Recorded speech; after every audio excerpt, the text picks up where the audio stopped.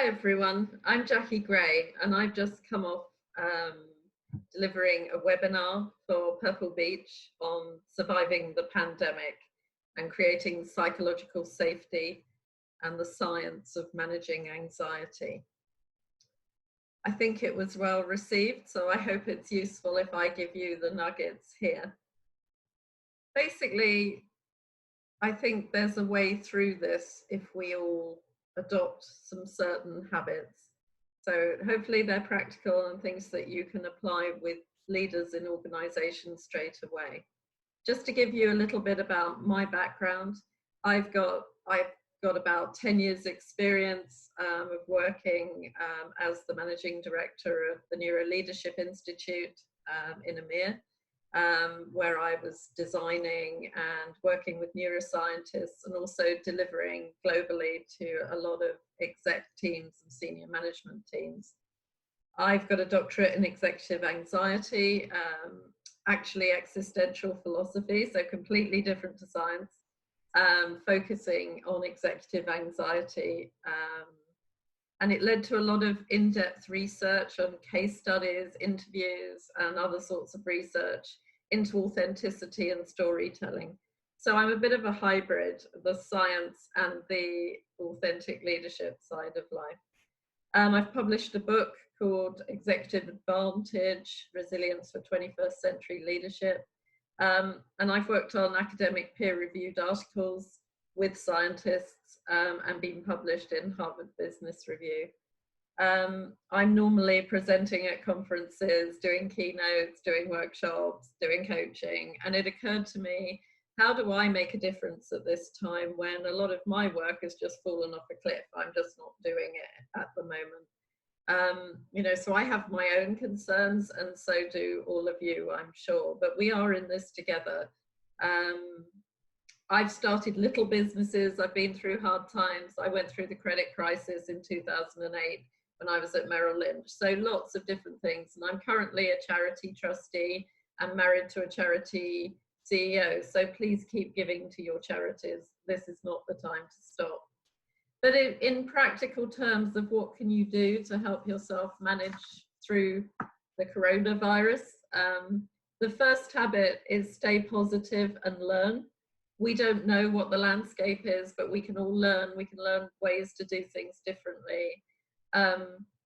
We need to include everyone, find ways to make people feel socially included at a time when they probably feel quite excluded, necessarily so through the restrictions around social isolation and what is now being called physical distancing, not social distancing, because we still want people to keep in touch. And finally, prioritize what matters. Don't prioritize business as usual. You need to be working smart. Find out what you need to do. So if we dig in just briefly to that, in terms of staying positive and learning, you need to adopt a growth mindset. You need to be thinking, who can I learn from? How do I role model better? What can I learn here? Not, oh, it's all a disaster and we're all going to fail. That isn't the case. We've been through disaster things before. Admittedly, maybe not quite on this global scale. You need to create certainty for people. Certainty is really, really important. It's the number one thing that people are struggling with. Even with people who don't normally need certainty, it's really heightened right now. How am I going to pay my mortgage? All those sort of fears. And finally, giving people control as much as possible, giving them autonomy, letting them make choices about how and when they work, for instance. Something like, I'm homeschooling my kids, so the morning I'm not going to work, but I'll work in the evening. Those sort of choices give people a sense of control. The second area is include everyone, and that's about learning to use social interactions via platforms like a Zoom link. Actually use Zoom to connect with people, hang out, work together, have focused meetings where you cognitively collaborate, actually work with people on live documents, give them focus. Focus is really important. And we also need to build trust, and we need to build relatedness. So find ways to include people socially. If humor works for your culture, use humor. If it doesn't, don't. But certainly within your social network, have drinks on the sofa with your friends. I did that at the weekend. It was very helpful. Not that, well, the drinking was very helpful, but mainly the social connection was very helpful. And the final habit is prioritize what matters. Business, as usual, will not cut it. You can also prioritize your health by social isolation, by exercising, by mindfulness practice. Mindfulness practice is a really well-validated means of calming your brain in times of stress. Remember that the brain scans constantly for threat and reward. So focus on upping the reward, upping the social interaction using technology as well as you can. And it's really brilliant now.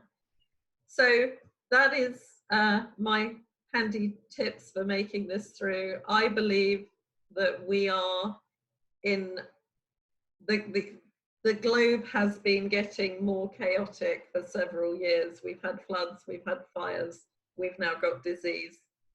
You know, we need to take action and live differently. And I think the world of work will never be the same again. Some of that is positive. We will use technology more and damage the planet less.